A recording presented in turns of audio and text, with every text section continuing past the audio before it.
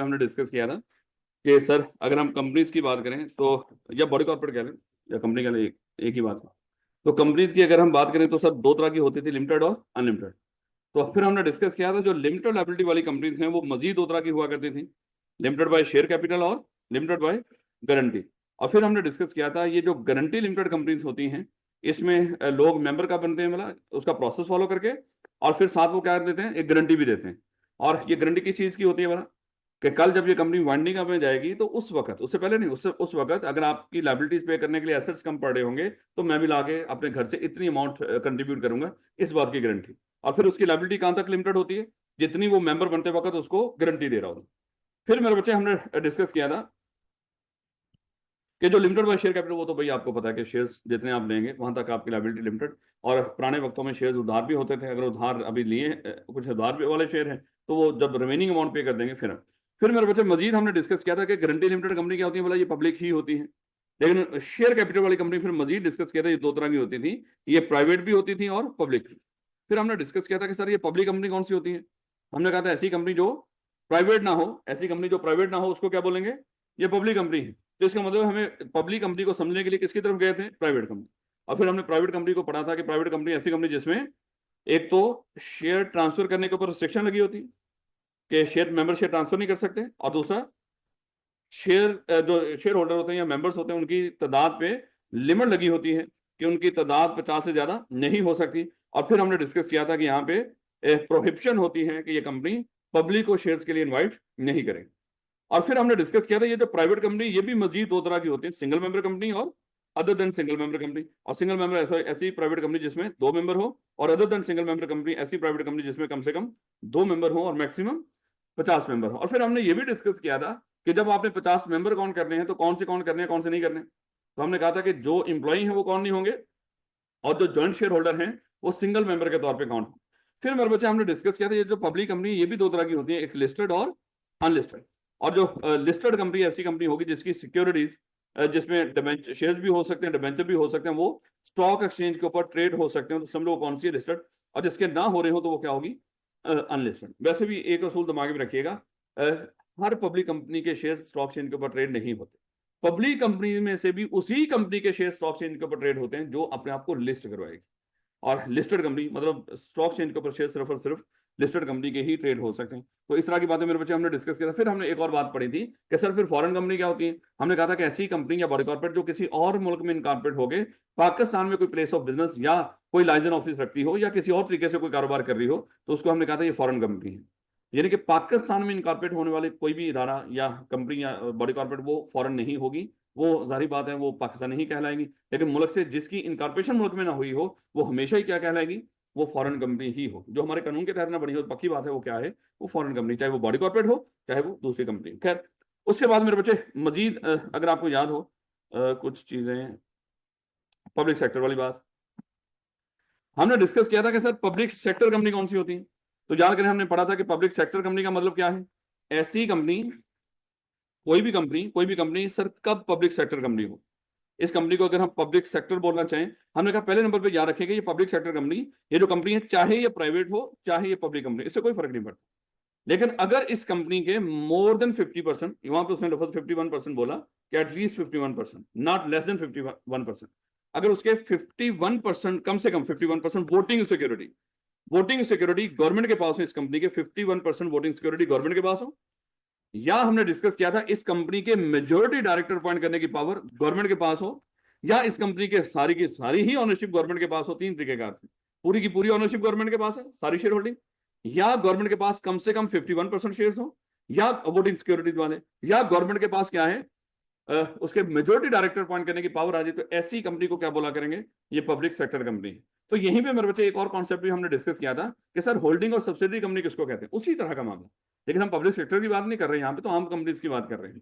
तो हमने कहा था कि कोई कंपनी होल्डिंग किसी सब्सिडरी की कब हो सकती है, क्योंकि जब लफ्ज हम होल्डिंग बोलेंगे, हमने कहा था कि मेरे बच्चे यहाँ पे दिमाग में रखना है कि होल्डिंग हम किसी कंपनी को तभी बोलेंगे अगर उसकी सब्सिडरी हो।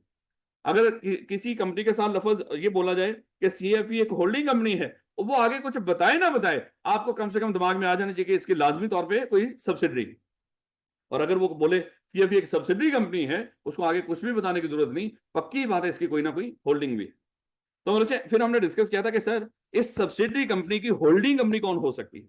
पहले हमने होल्डिंग को डिफाइन किया था, होल्डिंग कंपनी ऐसी कंपनी जिसके पास किसी और कंपनी के मोर देन 50% शेयर, या किसी और कंपनी के बोर्ड ऑफ डायरेक्टर की कंपोजिशन, बोर्ड ऑफ डायरेक्टर की कंपोजिशन इसके कंट्रोल में, सादा अल्फाज में मेजोरिटी डायरेक्टर अपॉइंट करने की पावर है। कंपोजिशन का मतलब यहां भी यही है कि मेजोरिटी डायरेक्टर अपॉइंट करने की पावर इस कंपनी एच के पास हो, तो कंपनी एच क्या कहलाएगी, होल्डिंग। और फिर हमने कहा था सब्सिडी किसको बोलेंगे, सब्सिडी इधर से डिफाइन करना शुरू कर दो, ऐसी कंपनी जिसके जिनके 51% से ज्यादा शेयर्स, 51% ने बोला 50% से ज्यादा शेयर्स किसी और कंपनी के पास हो, या है यहां पे दोनों कंडीशन का पूरा होना जरूरी, कोई एक भी पूरी हो जाए, या मान लो कि चाहे 5% शेयर्स लेकिन किसी और कंपनी के पास इसके मेजोरिटी डायरेक्टर अपॉइंट करने की पावर अगर आ गई है तो वो कोई और कंपनी इसकी क्या कहलाएगी, होल्डिंग, और ये क्या होगी, उसकी सब्सिडरी होगी।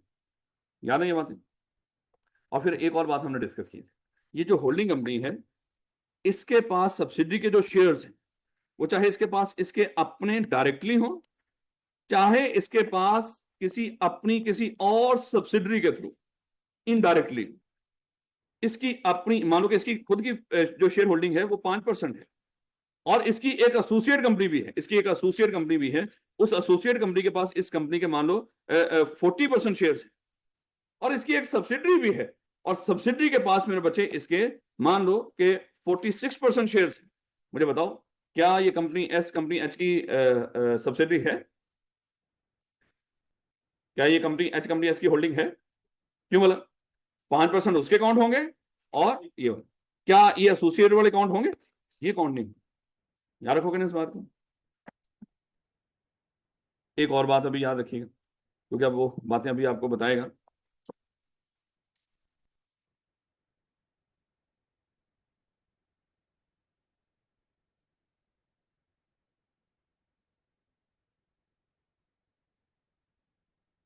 ये बच्चा है,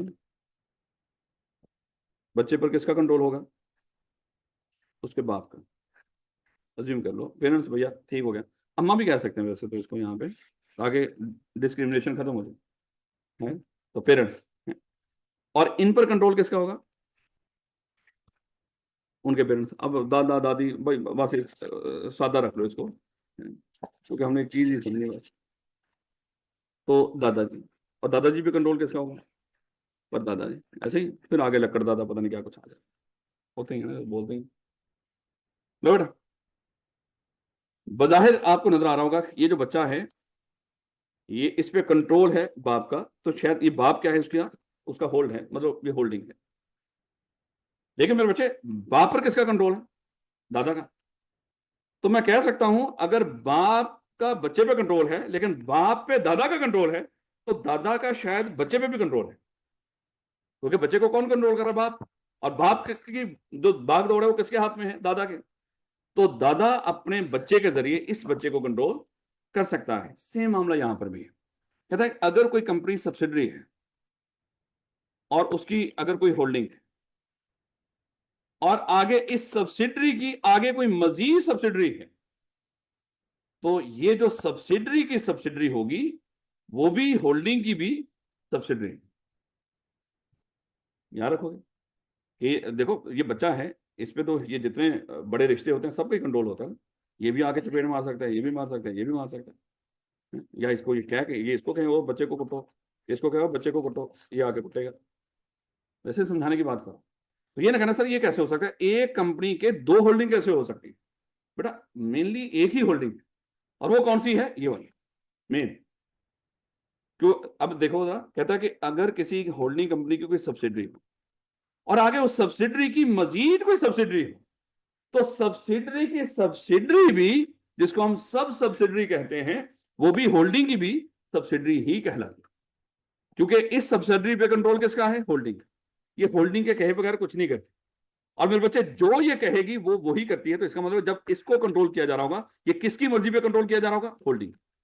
जैसे अभी हम गवर्नमेंट की बात करते हैं, आपने एक इलेक्ट करके कुछ लोग भेजे, लेकिन उनके भी आगे भी कुछ वो है, कोई और माई बाप है, उनके भी आगे कुछ और माई बाप है, उनके भी आगे कुछ अमेरिका में बैठे हुए माई बाप है। तो अभी मैं कल अखबार में पढ़ रहा था कि अमेरिका फलानी तारीख से, और वो तो खैर बड़ी दौर का जब का ये है, सारा कुछ डाटा अवेलेबल है, तब का हमारा जितना भी फोन डाटा ये सारा कुछ माशाल्लाह अमेरिका के पास जा रहा है। इसराइलियों को या बाकियों को लिख के बताने की जरूरत नहीं है, ये पहले भी 100 दफा इस तरह की चीजें आई हैं कि हमारा जो भी डाटा है वो सारा उनके पास है। हमारे जितने भी आप लोग हो, मुबारक हो, आप लोग भी माशाल्लाह ICAP के स्टूडेंट हो, और आपका जितना भी डाटा है वो अमेरिका बहादुर के पास अवेलेबल है, क्योंकि हम उनकी एक छोटी सी कॉलोनी है अनफॉर्चुनेटली। जाहिर बात है हमारे बड़ों की, और बड़ों का भी डाटा है मजे के पास। देखो ना, अ, हमारे ये जो बड़े हैं इनके पास छोटों की वीडियोस, और हमारे बड़ों की भी वीडियोस हैं वो उनके पास है। तो हम सारे वीडियोस के जरिए कंट्रोल किए जाते हैं। तो इसलिए मेरे बच्चे ये ना समझे कि इनके, हमारे जो बाप हैं उनके भी कोई बाप नहीं है, उनके भी बाप। तो इसलिए माशाल्लाह ये पूरा एक सिलसिला चला रहा है, वो इसी तरह का सिलसिला है। तो अगर किसी, मान लो कि होल्डिंग की कोई सब्सिडरी हो, और उस सब्सिडरी के आगे कोई मजीद इसके आगे जोड़ दो जाए, खींचते जाओ इसको, होल्डिंग, उसकी सब्सिडरी, उसकी सब्सिडरी, उसकी सब्सिडरी, उसकी सब्सिडरी, उसकी सब्सिडरी, ये आखिर पे जो सब्सिडरी पड़ी हुई है ये भी इसकी सब्सिडरी, बाकी भी तो है ही। देखा, ये भी मुश्किल बात तो नहीं है, क्योंकि अब ये बातें बताएगा आपको और आपने गौर करके पढ़ना है इसको। ये वाली बात कहता है कि subsidiary company, subsidiary in relation to any other company, that is to say the holding company means a company, वो हमने ये पढ़ लिया था, control the composition of the board. और कंपोजिशन का मतलब क्या है? मेजॉरिटी डायरेक्टर अपॉइंट करने की पावर। यानी कि यहाँ पे क्या बोल रहा है, सब्सिडरी कंपनी किसको बोलेंगे? ऐसी कंपनी जिसके बोर्ड की कंपोजिशन कोई और कंपनी कंट्रोल करती हो। और बोर्ड की कंपोजिशन कंट्रोल करने का मतलब क्या है? मेजोरिटी डायरेक्टर अपॉइंट करने की पावर। मेजोरिटी, और मेजोरिटी का मतलब क्या है? मोर देन 50%, पूरे पूरे 50% नहीं, मोर देन 50%। और उसमें या है, यानी कि दोनों में से कोई कंडीशन पूरी। अगर यहाँ पे एंड होता तो फिर दोनों कंडीशन पूरी करनी थी आपने। फिलहाल तो वो कहता है या ये पूरी हो जाए, अगर ये नहीं हो रही, मान लो एक कंपनी है, वो ये जो कंपनी है चाहे वो सिर्फ यहाँ पे 8 में से सिर्फ चले 6 में से सिर्फ 2 डायरेक्टर अपॉइंट कर सकती है, होल्डिंग नहीं होगी। लेकिन हमने देखा कि exercise are control more than 1/2 of its voting security. इस कंपनी की जो वोटिंग सिक्योरिटी थी उसका मोर देन 1/2, 10,000 हमने कहा था शेयर से, उसके 5,000 से ज्यादा शेयर्स उनको कौन, वो किसके पास है? होल्डिंग के पास, डायरेक्टली या indirectly, together one or more of its subsidiary company. इसकी एक सब्सिडरी है, मान लो इसके पास डायरेक्टली जो शेयर्स हैं कंपनी एच के पास वो हैं सिर्फ 1,000, लेकिन 2,000 शेयर्स किसी और सब्सिडरी के जरिए हैं इसके, और 2,500 शेयर्स किसी और सब्सिडरी के जरिए हैं, तो फिर भी ये क्या बन जाएगी? इसकी होल्डिंग बन जाएगी। तो 3,000 और 2,500 मतलब 5500। पता नहीं समझ आइएगा, अल्लाह ही करेगा। ये बातें मेरे बच्चे समझ नहीं आ रही। For the purpose of above meaning of subsidy company, आपको समझा रहे हैं ऊपर। कहता है कि एक company shall be deemed to be subsidy company of the holding company even if the control refer to in sub clause ए, वो कौन सी थी? डायरेक्टर वाली, या subclause B, shareholding वाली, is of another subsidiary company of the holding company. क्या ना, ये वही अल्फाज है, ये होल्डिंग थी, ये उसकी सब्सिडरी थी, और ये एक और कंपनी थी जिसको एसएस कह देते हैं। चलो यहां पे कर लो, फिर आप लोग लेट आते हो।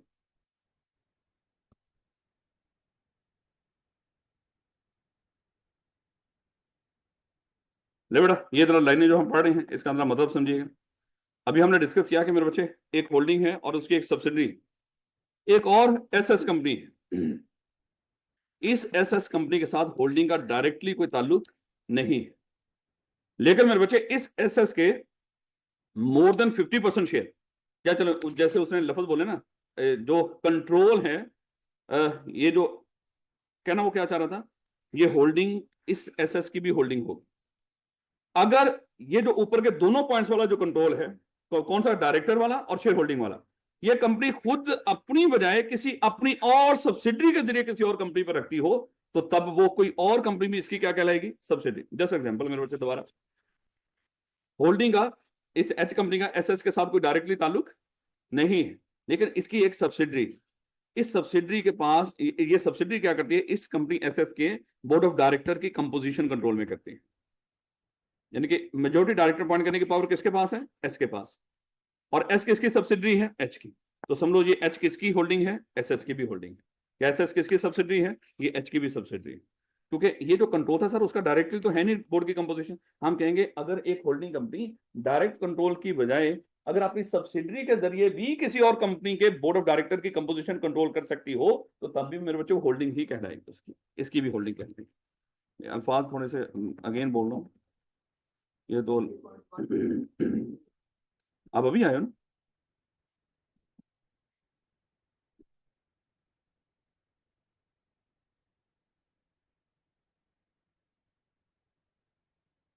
पहले ये लाइनें देख लो।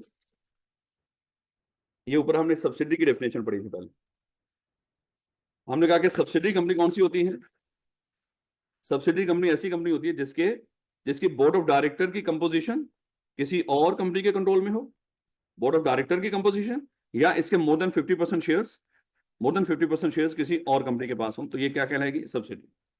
ऐसे ही फिर आगे उसने कुछ और चीज भी कह दी, कहता है एक company shall be deem to be subsidy company. एक और कंपनी थी ये वाली, ये डीम कंपनी कह लो, ये डीम कंपनी नजर आ रहा है, ये देखिए, ये समझो ये क्या है, ये डीम कंपनी है।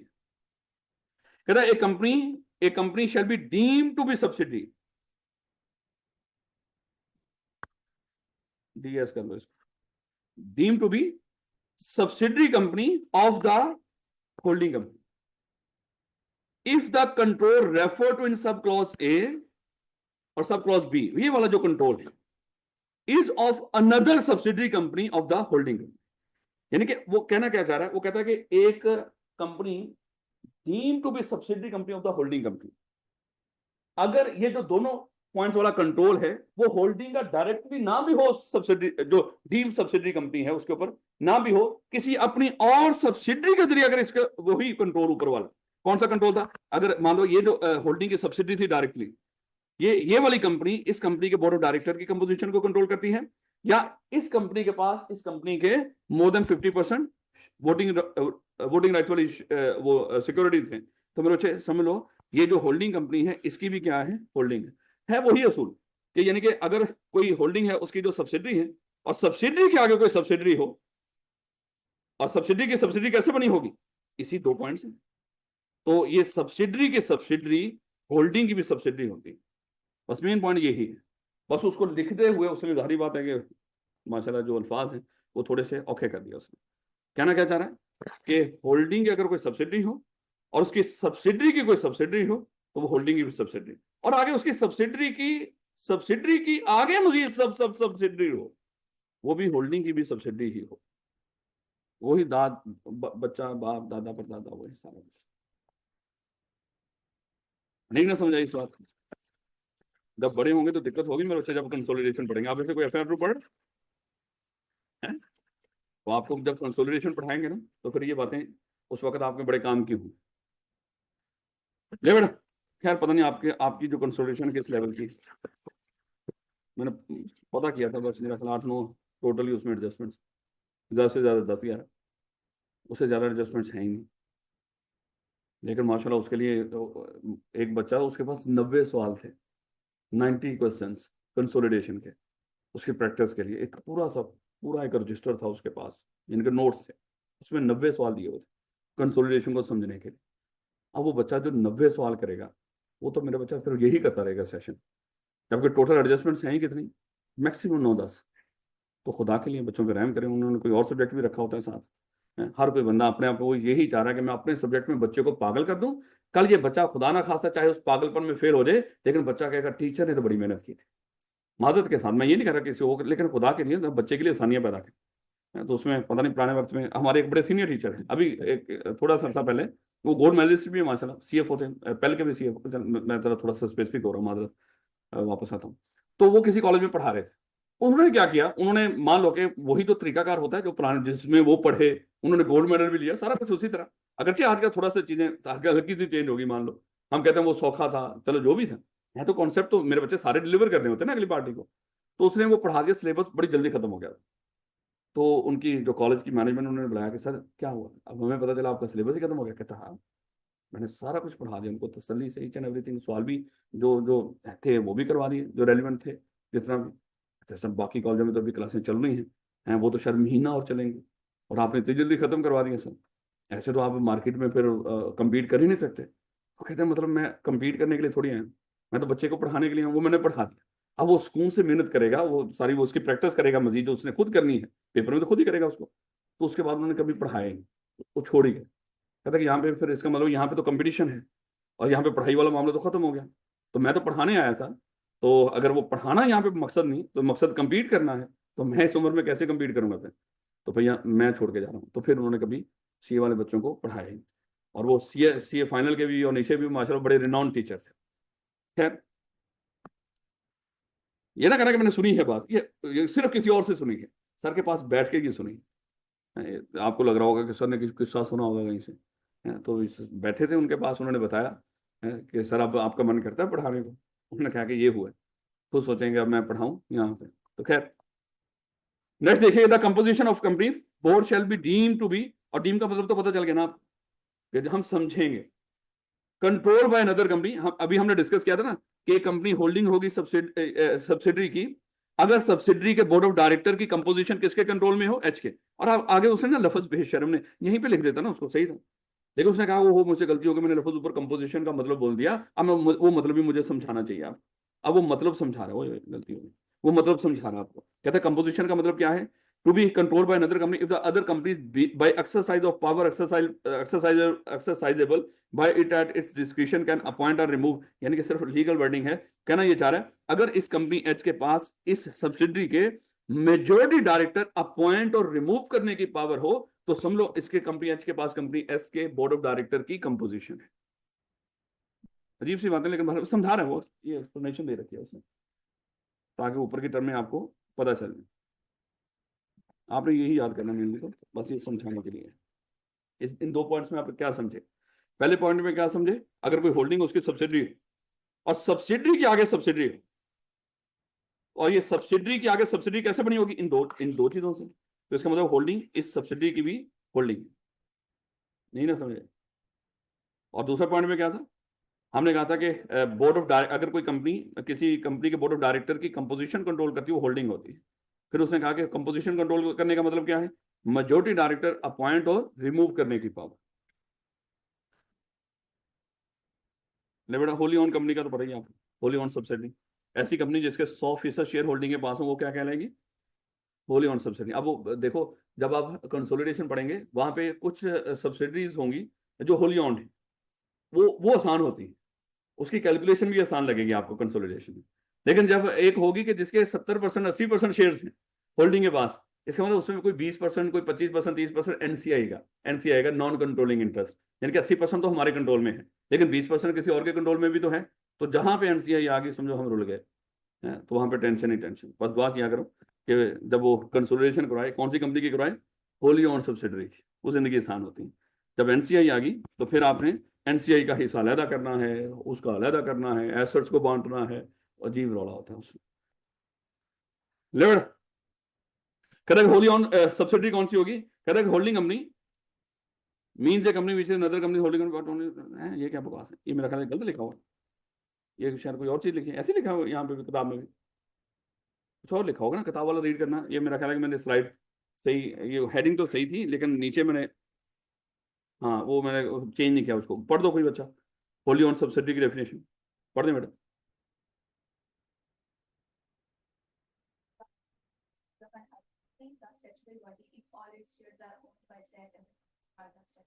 यानी कि सारे शेयर्स अगर होल्डिंग के पास हैं, तो वो क्या कहलाएगी? होली ऑन सब्सिडी कहलाएगी। ले बेटा, आगे कुछ रटे वाली बातें आ गई, ये याद कर लेनी है आपने कि कंपनीज को रेगुलेट करने के लिए, याद है पीछे हम डिस्कस करके आए थे, कुछ रूल्स हैं। उसमें कंपनी एक्ट 2017 भी था, मेमोरेंडम भी था, और आर्टिकल्स भी था।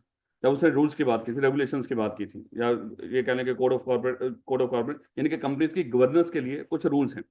मेरे बच्चों, वो रूल्स बनाता और इंप्लीमेंट कौन करता है? वो है हमारा कमीशन। जब आपने बचपन में बी लॉ पढ़ा था, तो बी लॉ में याद करें, चैप्टर नंबर 1 के अंदर आखिरी एक टॉपिक था डेलीगेटेड लेजिस्लेशन। तो मेरे बच्चे, वैसे तो जो कानून साजी है, जैसे गवर्नमेंट 1-2 दिन में करेगी कानून साजी, तो कानून साजी करना गवर्नमेंट का, पार्लियामेंट का काम है। तो वहां पे हमने डिस्कस किया था, लेकिन बात का गवर्नमेंट क्या करती है, जो स्पेशलिस्ट लोग होते हैं अपनी कुछ जो वो होती है ना कानून साजी की पावर, वो उनको डेलीगेट कर देती है। तो कंपनीज को रेगुलेट करने के लिए एक स्पेशलिस्ट इदारा है जो कंपनीज के मामला को देखता है, उसको क्या बोलते हैं? एससीसीपी। तो गवर्नमेंट ने मोस्टली जो कानून साजी की पावर है कंपनीज को लेकर, वो किसके सपुर्द की हुई है? एससीसीपी। एससीसीपी कानून बनाती है, वो लहदा बात है, उसकी अप्रूवल पार्लियामेंट से भी, लेकिन उसको बनाना, सारा ड्राफ्ट करना, ईच एंड एवरीथिंग, वो कौन कर रहा होगा? वो एससीसीपी कर रहा होगा। इसलिए जगह जगह पे कुछ अल्फाज आया करेंगे, मैं मतलब बताऊंगा कि एससीसीपी ने इस तरह का अल्फाज क्यों लिखा है। लेकिन बहरहाल, तो एससीसीपी वो इदारा है जो कंपनीज को रेगुलेट करता है। ये जाहिर बात है, ये गवर्नमेंट के सुपरविजन में होता है, ये इदारा गवर्नमेंट का इदारा, सादा अल्फाज में कह लो।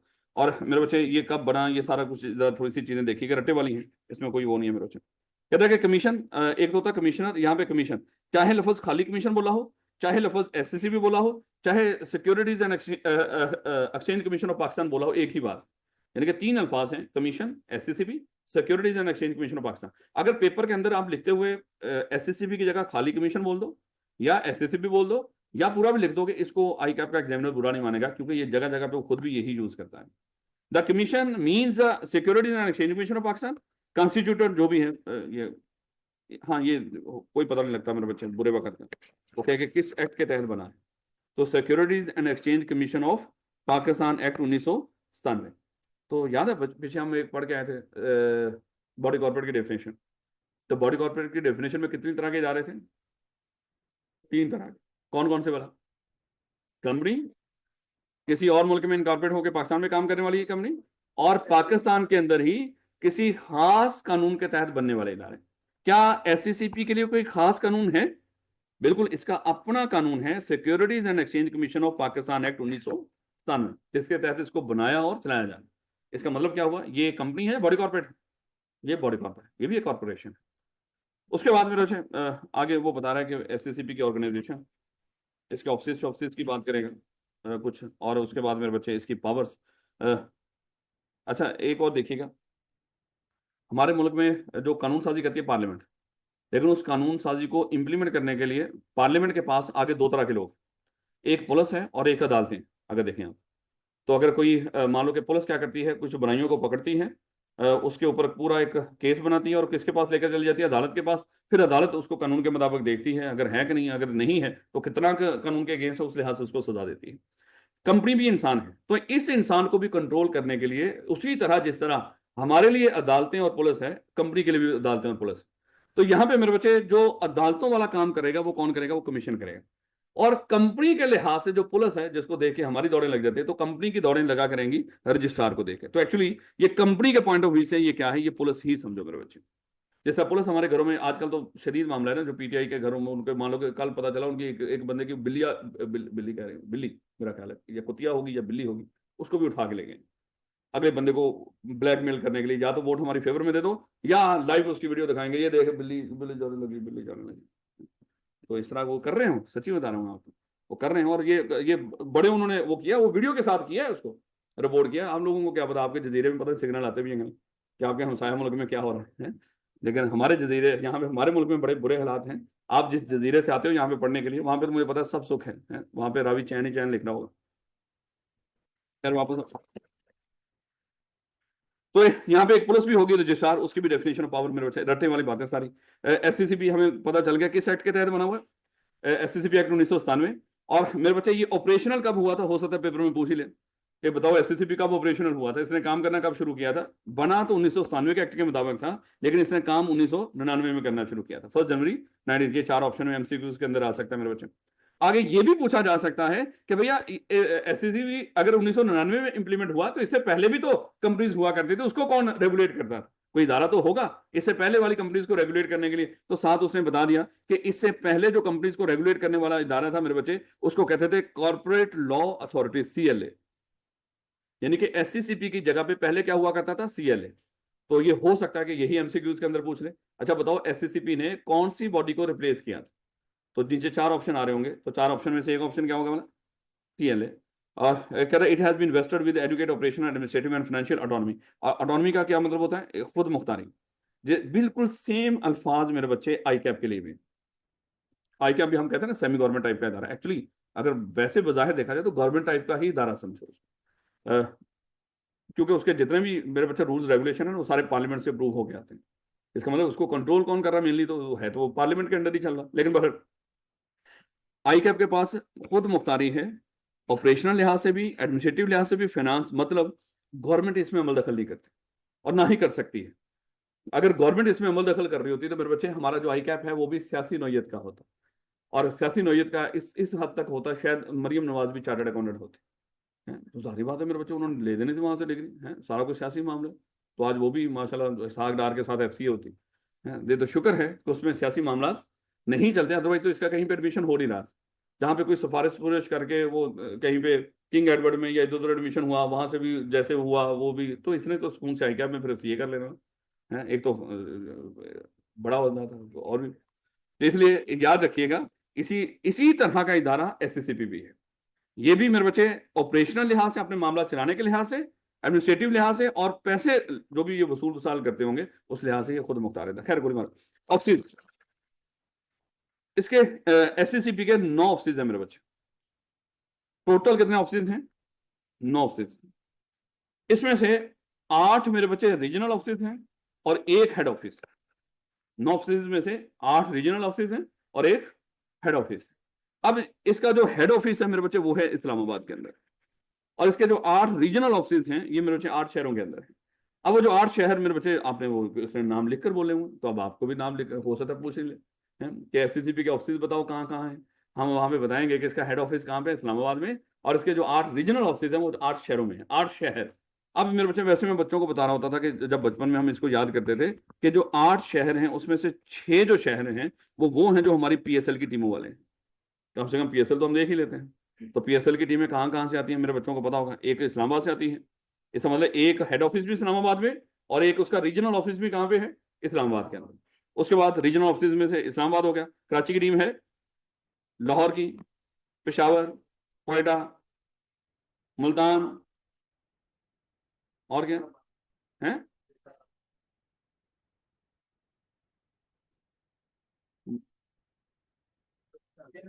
छह हो गए ना।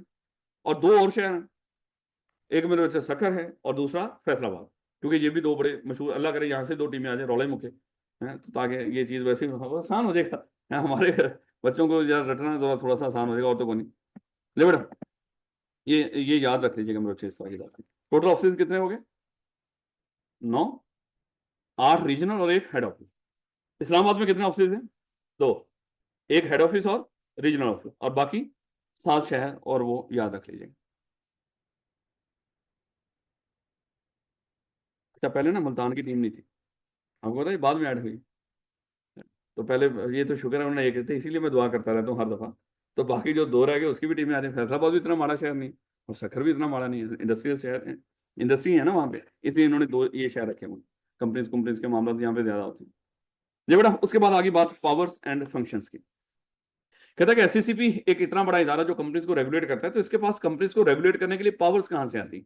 तो याद रखिएगा मेरे बच्चे, एससीसीपी को जो पावर्स मिलती हैं वो 3 जगहों से एससीसीपी को पावर मिलती है। एक तो मेरे बच्चे एससीसीपी एक्ट 1997, तो वो बड़ी सारी पावर इसको दे देता है, उसके अंदर बड़ी सारी पावर इसकी लिख रखी है कि एससीसीपी ये भी कर सकता है, वो भी कर सकता है। उसके बाद हमारा कंपनी एक्ट 2017, ये भी जब हम पढ़ रहे होंगे जगह जगह पे लिखा होगा इस चीज की इजाजत आपने कहां से जाके लेनी है, एससीसीपी से। ये जो एससीसीपी कहेगा वैसे काम करना है। इसका मतलब एससीसीपी को पावर इसके अपने एक्ट से भी मिल रही है, और उसके बाद कंपनी एक्ट 2017 से भी मिल रही है। उसके बाद कुछ इख्तियार आते हैं गवर्नमेंट के पास कंपनीज को रेगुलेट करने के। तो गवर्नमेंट भी क्या करती है, अपने इख्तियार उठा के किसको दे देती है, एससीसीपी। तो एससीसीपी को 3 जगहों से मेरे बच्चे पावर मिलती है, और वो उसका अपना एक्ट है, कंपनी एक्ट है, और गवर्नमेंट है। तो मेरे बच्चे बताएंगे कि एससीसीपी को अपने मामला को रेगुलेट करने के लिए कहां से पावर आएगी? एससीसीपी एक्ट 1997, कंपनी एक्ट 2017, और उसके बाद हमने डिस्कस किया कि गवर्नमेंट भी क्या करती है, अपनी कुछ पावर्स इनके सपोर्ट कर दिया करती है। और ये सारे के सारी जो बॉडी कॉर्पोरेशन सबको कहता है रेगुलेट करती है। और साथ उसने बता दिया कि law has vested various power to SCCP and also federal government is empowered to vest its power to SCCP. यानी कि 3 जगह हैं मेनली। लो बेटा, अगली बात आ गई रजिस्ट्रार की। ये याद कि मेरे बच्चे रट्टा है, कभी उसने पूछा नहीं ये सारी बातें, लेकिन मैं हमेशा कह रहा हूँ जो चीज़ ना पूछी हो उसको गौर से कर लीजिएगा, क्योंकि अभी आज तक नहीं पूछा तो फिर बच्चों ने इस दफा छोड़ा होगा। और आई कैप के एग्जामिनर ये चीज़ें थोड़ा सा एनालिसिस करता रहता है कि ये चीज़ मैंने पूछ ली, इस दफा बच्चा इतना मासूम होता है जो चीज़ लास्ट टाइम पूछी उस पर सबसे ज्यादा तवज्जो देता है। आपको पता है कि जो चीज़ लास्ट, अकाउंटिंग की बात नहीं कर रहा, क्योंकि अकाउंटिंग में तो 4 होते ही कोई 8-10 टॉपिक हैं, उसमें से कोई 5-6 सवाल आने हैं, 6-7-8 जो भी हैं, तो उसमें ऐसे टॉपिक है जो हर दफा टेस्ट होते हैं। लेकिन थ्योरी के अंदर पक्की बात है, जो टॉपिक, जो एरिया, मैं चैप्टर नहीं बोलूंगा, जो एरिया उसने टेस्ट कर लिया उसके 90% चांसेस हैं कि वो दोबारा टेस्ट होने नहीं। उसको थोड़ा सा 10% तक तैयार कर लो, बाकी एरिया को 90% तक तैयार कर लो। लेकिन हम क्या करते हैं, जो लास्ट टाइम आया उसी को 90% तैयार करते हैं, बाकी को 10%, फिर वो आते ही को नहीं। हमारी तैयारी 10%, हमारे मार्क्स फिर कितने आते हैं टोटल? किसी के 17, किसी के 18, किसी के 15, किसी के 21। बताते नहीं है ना, बड़े खतरनाक किस्म के। लास्ट टाइम तो कमाल ही हो गए। कुछ ऐसे बच्चे थे ऑडिट के अंदर, उनके डबल डिजिट पे मार्क्स नहीं गए और उनका सारा सीए फर्स्ट अटेम्प्ट में चल रहा। What is possible? इसका मतलब क्या हुआ, कहीं ना कहीं पेपर चेकिंग में कोई दिक्कत हुई। कंप्यूटराइज चेकिंग होती है, कुछ ना कुछ तो हुआ है, ऐसा हो ही नहीं सकता। कैसे हो सकता है? उसने कोई, यकीन कर लो, कभी पढ़ के ही ना गया हो, उसने कोई पिछला जो बाकी किताबों का नॉलेज होगा उसके लिहाज से कोई काटे बाटे कर दिए होंगे, 7-8 तो आ ही जाते हैं। तो उस बच्चे के, इस तरह के भी बच्चे यहाँ पे आए कि जिन्होंने आके जब ये कहानी सुनाई, यकीन कर लें, यकीन नहीं आ रहा था, लेकिन फिर उनके रिजल्ट चेक किए तो फिर पता चला कि ये हुआ है। ले बेटा, कोई नहीं, अल्लाह खैर करेगा। अगर किसी के खुदा न खास्ता इस तरह का मामला हो सकता है कि साथ आ सकते हैं, तो साथ वाले के मेरे बच्चे 57 भी तो हो ही सकते हैं। तो परेशान ना हो, इंशाल्लाह अल्लाह खैर करेगा। हो सकता है इस दफा गलती उल्टी करे। दुआओं से कुछ नहीं ना होता यहाँ पे, इस लेवल पे रिजल्ट बन गया हुआ है, सिर्फ बटन दबाने पे है। तो इसका मतलब तो हो गया जो होना था। जब पेपर चेक हो रहा है उस वक्त दुआएं किया करो, है। जब एक चीज होगी, रेडी है, सिर्फ उसने बटन दबाना है, 10 दिन रह गए हैं, तो हर चीज कंपाइल हो चुकी है। हाँ, ये कर लो, हो सकता है एक और रिव्यू करवा दें वो, है। आई वहाँ पे आई कैप का प्रेसिडेंट जाए, वो कहेगा और ज्यादा प्रेशर है हमारा ऊपर से, इंटरनेशनल बॉडी से, तो वो कहते हैं और मेंबर बनाओ। इस दफा का रिजल्ट क्या है? उन्होंने कहना सर वही 30%, 25%, उन्होंने कहा बढ़ाओ इसको। तो हो सकता है दुआएं टका के रखो, वैसे अभी करनी चाहिए दुआएं। ले बेटा, रजिस्ट्रार देखिएगा, और ऐसे ये फैक्टर्स होते हैं समटाइम। रजिस्ट्रार मेरे, अभी हमने डिस्कस किया था, जिस तरह हमारे लिए पुलिस होती है, कंपनी भी इंसान है, उसके लिए पुलिस का काम कौन करेगा? रजिस्ट्रार। पहले तो वो मेरे बच्चे वो रजिस्ट्रार की आपको डेफिनेशन दे रहा है कि रजिस्ट्रार कहता है कि रजिस्ट्रार रजिस्टर्ड ऑफिस के अंदर, ये जहां पे जो कंपनी के रजिस्ट्रेशन के मामला। अब एक और चीज देखेंगे, ये कंपनी जब हम सीखेंगे ना रजिस्टर्ड करवाना, रजिस्ट्रेशन के सारे मामला मेरे बच्चे रजिस्ट्रार ही देखता है। ये नहीं कि आप जब कंपनी रजिस्टर्ड करवाते हो तो आप एससीसीपी के पास जाते हो। वो एससीसीपी के ही जो रीजनल ऑफिस हैं वो क्या कहलाते हैं? वो रजिस्ट्रार कहलाते हैं, क्योंकि एससीसीपी के इदारे हैं ना मेरे बच्चे, उसी के मेरे बच्चे, उसने कुछ आगे ऑफिस बना रखे हैं, तो उन्हीं के ऑफिस को हम क्या कह रहे हैं? ये रजिस्ट्रार है। इसका मतलब लाहौर में रजिस्ट्रार बैठा होगा, है, फैसलाबाद में भी होगा, मुल्तान में भी होगा। तो खैर, तो रजिस्ट्रार कहता है कि जब आप रजिस्ट्रार के ऑफिस में जाओगे तो वहां पे रजिस्ट्रार कौन होगा? कहता है कि ये कंपनी के जो रजिस्टर्ड ऑफिस, कंपनी के रजिस्टर्ड ऑफिस नहीं, जो रजिस्ट्रार ऑफिस है, इसमें फर्क होगा।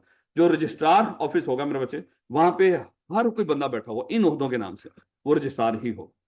कहता है कि जैसे मान लो कि रजिस्ट्रार मीन्स है रजिस्ट्रार, और एडिशनल रजिस्ट्रार, अगर वहां पे कोई इस ओहदे का बंदा है, एडिशनल रजिस्ट्रार या additional joint registrar, deputy registrar या असिस्टेंट रजिस्ट्रार या some other officer as may be designated by SCCP, जिसको भी एससीसीपी ने डेजिग्नेट किया है रजिस्ट्रार के ओहदे पे जिस मर्जी नाम से, मेरे बच्चे वो रजिस्ट्रार ही कहलाएगा। जैसे डायरेक्टर होता है, डायरेक्टर जिस मर्जी नाम से हो वो डायरेक्टर डायरेक्टर ही होता है। जैसे एग्जेक्टिव, नॉन एग्जेक्टिव, इस तरह के डायरेक्टर के नाम डिफरेंट तरह के होते हैं। ये रट लीजिएगा मेरे बच्चे। मैं बचपन में इसको ADJA कुछ इस तरह करके इसको याद किया करता है, क्योंकि याद तो करना होता था, इसके अलावा ऑप्शन तो है को नहीं, है। तो यहाँ से होता था कि रजिस्ट्रार, तो मतलब रजिस्ट्रार तो हो गया, रजिस्ट्रार भी registrar, additional registrar, deputy registrar, deputy joint registrar, joint additional registrar, assistant registrar, कोई ना कोई भी बनाया जाता था उसे, तो आप भी बना दिया करो। उसने कहा ना नेम या डेजिग्नेशन, जो एससीसीबी, अगर कोई डेजिग्नेशन गलत हो भी गई, उसने कहा हो सकता है एससीसीबी ने ये भी डेजिग्नेट किया हो, लेकिन वह ले बड़ा मदद के साथ ये चीजें सारी फजूल थी, इसलिए हम फजूल तरीके से पढ़ रहे हैं।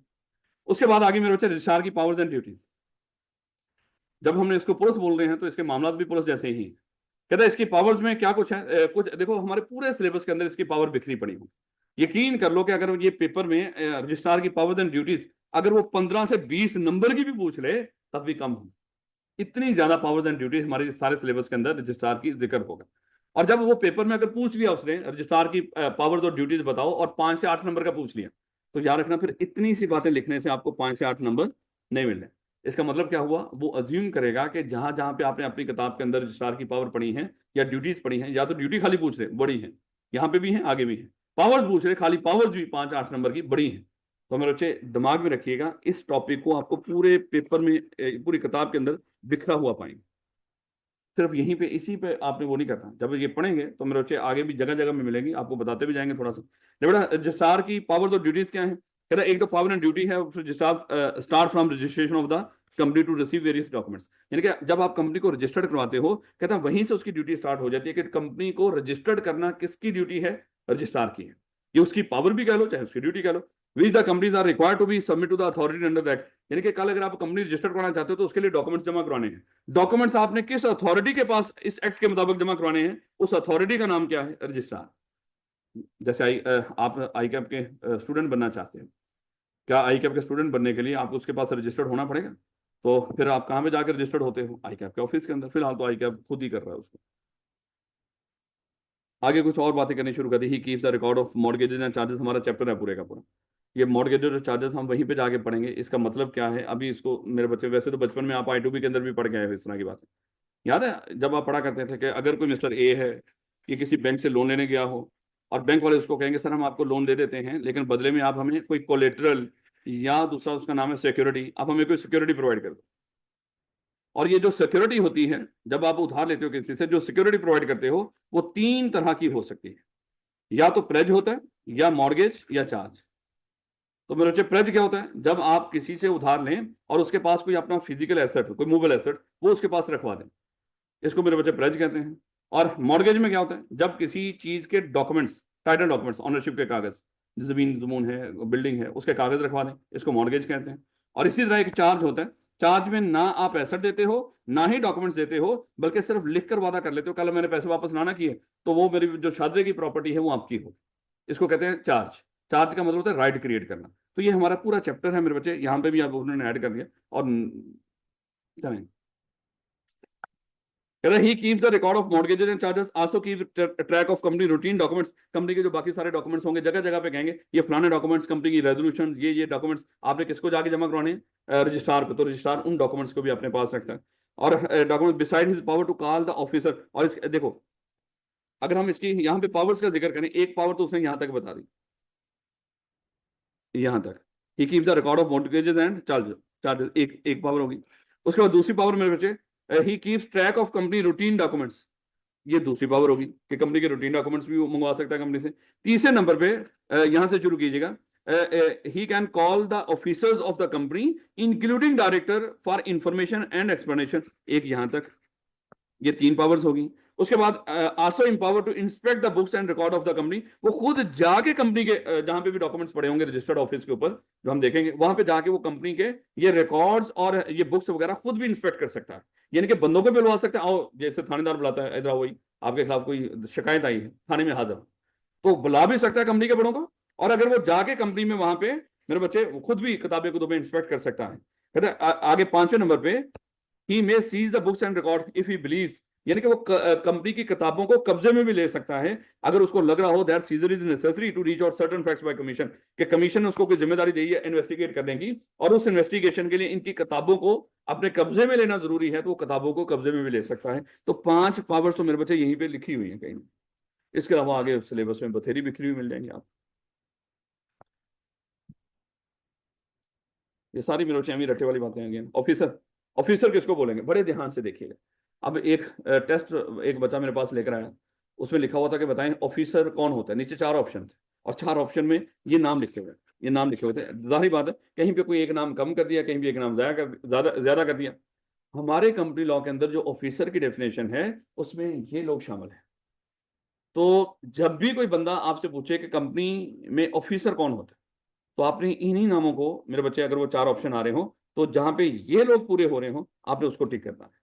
और वो कौन कौन है? कहता है कंपनी का डायरेक्टर ऑफिसर कहलाता है, chief executive, CFO, company secretary, or other authorized officer of a company, या कोई और जिसकी इजाजत हो। तो अगर किसी और बंदे का नाम बीच में ऐड कर दिया उन्होंने बिला वजह है, तो फिर समझ लो वो ऑफिसर नहीं है बिला वजह। किसी और ऑडिटर कह दिया बीच में, क्या यहाँ पे लफ्ज ऑडिटर लिखा हुआ कहीं? तो इसका मतलब ऑडिटर कंपनी का ऑफिसर नहीं होता।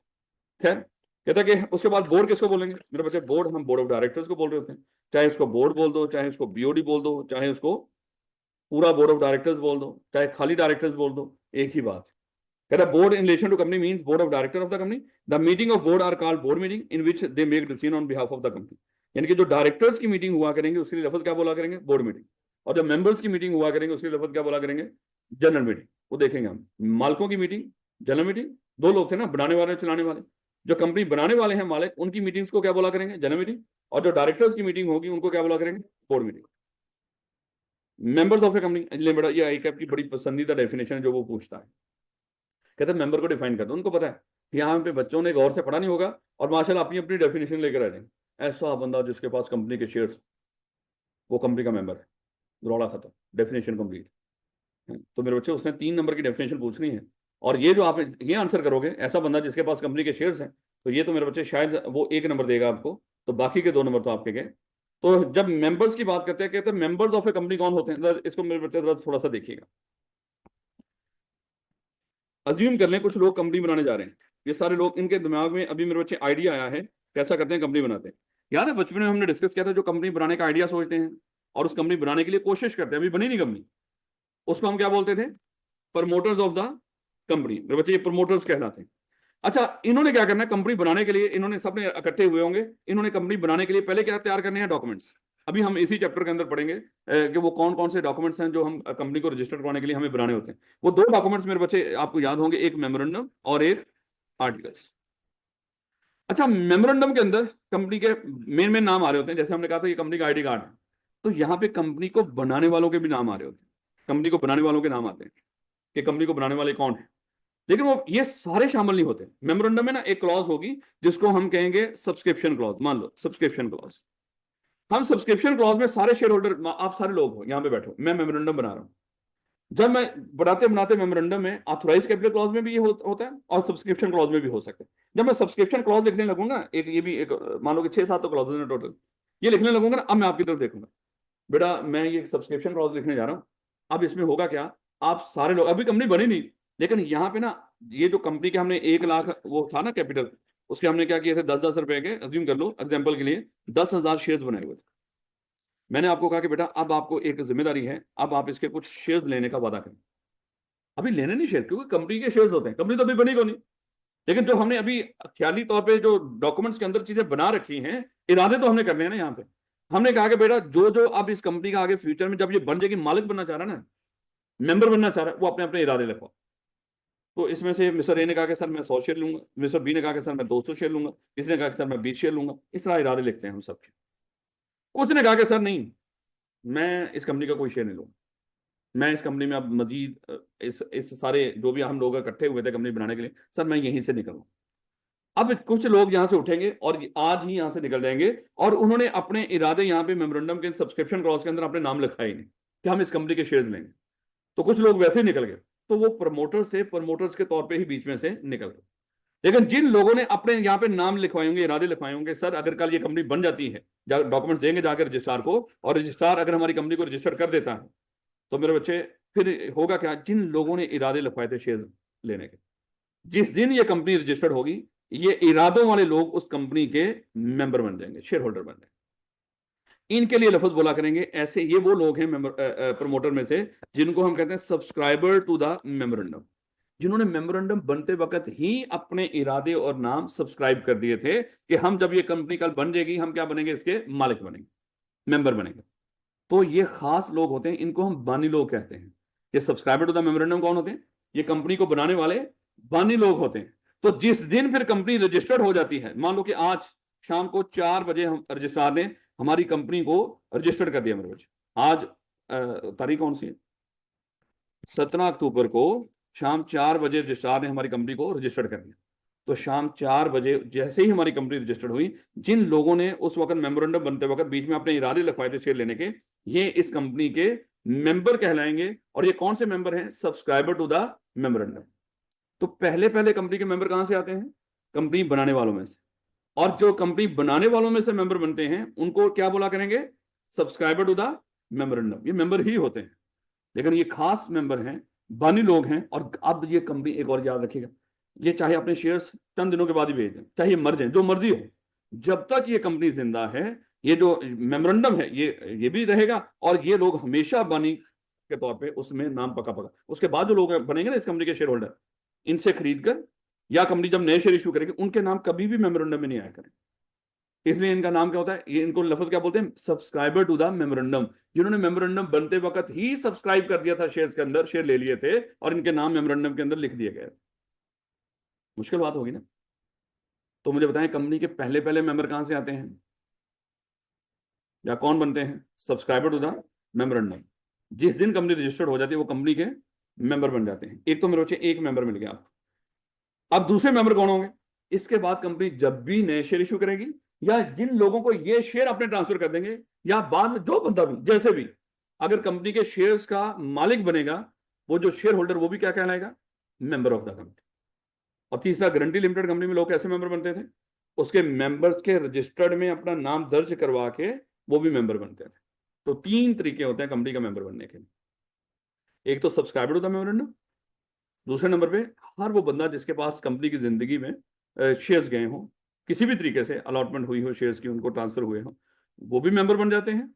और गारंटी लिमिटेड में जिसका नाम भी कंपनी के मालिकों के रजिस्टर में नाम आ जाए, वो भी क्या होता है, यानी कि शेयर हैविंग शेयर कैपिटल में ये 2 तरीके, सब्सक्राइबर टू द मेमोरेंडम और जिसके पास भी शेयर ट्रांसफर होके गए वो मेंबर होते हैं। और जो गारंटी लिमिटेड जो गारंटी लिमिटेड हो, उसमें जिसका नाम भी कंपनी के मालिकों के रजिस्टर में आ जाए वो मेंबर होता है। याद रखोगे। तो 3 नंबर का पूछता है, और 3 नंबर में ये 3 बातें बताना जरूरी है। कहता है कि कंपनी के मेंबर्स किसको कहते हैं? The subscriber to the memorandum. अब आपको थोड़ी सी समझ आ रही, ये subscriber to the memorandum association कौन लोग हैं? जो कंपनी बनाते वक्त ही अपने इरादे लिखवा दिया करते थे, अभी बनी नहीं थी, और जब वो बन जाती थी कंपनी, ये ऑटोमेटिकली उस कंपनी के क्या बन जाते थे? मालिक, और ये बानी भी रहते थे ऐसे ही। तो इनको बोलते हैं subscriber to the memorandum are deemed to have agree to become a member of the company. हम समझेंगे उन्होंने कंपनी बनने से पहले ही एग्री कर लिया था कि हम मेंबर बन जाएंगे, and become member on it's registration and even and every other person, यानी कि और वो जब कंपनी रजिस्टर्ड हो जाती है वो उसके क्या बन जाते हैं? वो मेंबर। आगे ये नीचे इससे जोड़ा है उसने, एंड एवरी अदर पर्सन, दूसरे लोग भी कुछ, और वो कौन है? यानी कि एक पहला पॉइंट यहां तक कंप्लीट हो गया, ये सब्सक्राइबर टू द मेंबर। अब आगे कहता है इसके इन मेंबर्स के अलावा कुछ और लोग भी हैं जो कंपनी के मेंबर्स बनते हैं, और वो 2 कौन से हैं? कहता है who is to whom is allotted or who become the holder of any class or any kind of share. ये पढ़ेंगे हम जाके हमारे चैप्टर, मेरा ख्याल है कि चैप्टर नंबर 4 के अंदर ये हम सारा पढ़ेंगे कौन कौन सी काइंड ऑफ क्लासेस के शेयर्स होते हैं। और 2 तो आप पढ़ गए हैं, वही हमारे सिलेबस में, ऑर्डिनरी और प्रेफरेंस शेयर्स। वो कहता है इससे कोई फर्क नहीं पड़ता, चाहे आप ऑर्डिनरी शेयर के ऑर्डिनरी शेयर होल्डर हो, चाहे प्रेफरेंस शेयर होल्डर हो, आप कंपनी के क्या बनेंगे? मेंबर ही कहलाएंगे। यानी कि किसी बंदे के पास किसी भी वक्त अगर शेयर अलॉट होके गए हैं, उसके नाम पे अलॉट हुए हैं, खाली लफ्ज ट्रांसफर नहीं लिखा उसने, उसने लफ्ज क्या बोला? अलॉटमेंट। ट्रांसफर अलॉटमेंट में थोड़ा सा फर्क होता है। जैसे मान लो कि मैं आपने मुझे शेयर्स बेच दिए और मैंने वो शेयर्स अपने पास ही रखे हुए हैं, मैंने कंपनी को जाके बताया ही नहीं, अब मैंने शेयर्स मैंने खरीद लिए हैं और अपने जो मेंबर्स का रजिस्टर है उसमें मेरा नाम दर्ज कर दो। तो जब हम कंपनी के जाके अप्लाई करके कंपनी को कह देते हैं फलाने बंदे से शेयर्स मैंने खरीद लिए हैं, अब आप कंपनी के मेंबर्स के रजिस्टर में मेरा नाम मेंबर के तौर पे दर्ज कर दो, तो उस वक्त समझ लो कि कंपनी की तरफ से शेयर्स आपको लॉट हो गए। समझ, कंपनी के नाम डॉक्यूमेंट्स में तभी आएगा ना अब आप मालिक। खैर ऐसी पचीदियां गोली मारो, बस ये सादा दिमाग में रखो कि हर वो बंदा जिसको कंपनी की तरफ से शेयर अलॉट हुए बाद में, वो भी उसका मेंबर कहलाएगा। या in relation to company not having share capital, any person who have agreed to become a member of the company and whose name are entered in the register of members are member of the company। समझ आएगी इन अल्फाजों को? ऐसी company जिसके पास share capital ही ना हो तो वो कौन सी थी? Guarantee limited. तो उसमें कोई बंदा फिर कैसे मेंबर बनता है? जिस बंदे का नाम भी कंपनी के मेंबर्स के रजिस्टर में दर्ज हो गया वो क्या बन जाएगा? और उसमें दर्ज कराने का तरीकाकार क्या होगा? उसका प्रोसेस याद है ना, उसका कोई ना कोई प्रोसेस होगा जिसको फॉलो करते हुए आप उस कंपनी के मेंबर के रजिस्टर में अपना नाम दर्ज करवाओगे। तो यहां तक मेरे बच्चे उसने क्या कर दिया? मेंबर की डेफिनेशन को कंप्लीट कर दिया। यहाँ पे 3 पॉइंट है, 1, 2 और 3। ये लिखोगे तो मेरे बच्चे काम चलना है। उसके बाद उसने एक और फिर दोबारा उसको बताया, उसने कहा कि वही भाई वही बचपन में हमने जो डिस्कस किया था, हर शेयर होल्डर मेंबर होता है लेकिन हर मेंबर शेयर होल्डर नहीं होता। कहता है ये इंटरचेंजेबली यूज कर देते हैं, लेकिन अब आप मेंबर को हमने डिफाइन कर दिया, मेंबर में शेयर होल्डर भी हैं और शेयर होल्डिंग के बगैर भी हैं। मेंबर में शेयर होल्डर भी हैं और शेयर होल्डिंग के बगैर भी हैं, ये भी मेंबर ही याद रखोगे। लेकिन शेयर होल्डर कौन होगा? जिसके पास शेयर है। The term shareholder and member is used interchangeably, but from the above definition, it is clear that member is a broader term, क्योंकि मेंबर में शेयर वाला भी आ रहा है और बगैर शेयर वाला भी है। याद रखोगे। तो यहां तक मेरे बच्चे अच्छे तरीके से करके ये इंशाल्लाह कल हिम्मत करके ना आते रहिएगा। देखो जनवरी के मिड में इंशाल्लाह हमारा सिलेबस खत्म हो जाएगा। एक तो होता है ना लंबी चौड़ी ट्रेन पकड़ी हो हमने, ऐसा तो कुछ है नहीं। तो खुश होते हैं अभी ये अक्टूबर आखिर में, नवंबर दिसंबर, जब जनवरी आया 2 वीक तो वैसे ही हम पहुंच ही जाएंगे। तो 2 महीने का मामला सिर्फ वैसे देखा जाए, इसमें आगे रिजल्ट आएगा, 2-4 छुट्टियां फिर आ जाएंगी आपको। तो कुछ 1-2-3 छुट्टियां शायद मुझे भी नवंबर के 20-21 नवंबर को जाकर कोई करनी पड़े। तो बाकी जो भी है, तो इंशाल्लाह जनवरी के मिड में आपका सिलेबस खत्म हो जाएगा। तो खुदा के लिए बस कहना ये चाह रहा हूँ, क्योंकि बात का हिम्मत हार देते हैं ना मेरे बच्चे। जो बच्चा ऑनलाइन शिफ्ट होता है, यकीन कर लें जिस दिन वो ऑनलाइन शिफ्ट होता है आधा फेल हो चुका होता है, माजरत के साथ। शायद कुछ बच्चों को ये बात बुरी लगे, लेकिन जो ये ऑनलाइन वाले बच्चे, या तो इसी तरह देखो, अब ये कुछ बच्चे ऑनलाइन बैठे हुए उन्होंने अभी लेक्चर लिया है, लेकिन मेजोरिटी कौन है जिन्होंने बाद में जब अपलोड हो जाएगा उस वक्त पे बैठे होंगे कि फिर हम ले लेंगे, कौन सा कहीं भागा जा रहा है, पोर्टल पे अपलोड हो ही जाना। इन बच्चों में ये जो लाइव बैठे हुए हैं और वो बच्चे जिन्होंने बाद में रिकॉर्डेड सुनना है, इनमें जमीन आसमान का फर्क है। ये जिम्मेदार बच्चे हैं जो अभी बैठ के क्योंकि वो मैंने लफ्ज गलत बोल दिया ना शुरू में, कि जो ऑनलाइन वाला बच्चा, आप उनको कवर भी तो करना है। अब वो सुन भी रहे, चले इंशाल्लाह मेरे बच्चे, आप लोगों की कोई फिक्र नहीं मेरे बच्चे, ये ना समझना कि हम आधे फेल हैं। आप लोग माशाल्लाह आप हिम्मत के साथ साथ साथ कर रहे हो, आपको कोई दिक्कत नहीं। इंशाल्लाह कल मुलाकात होती है।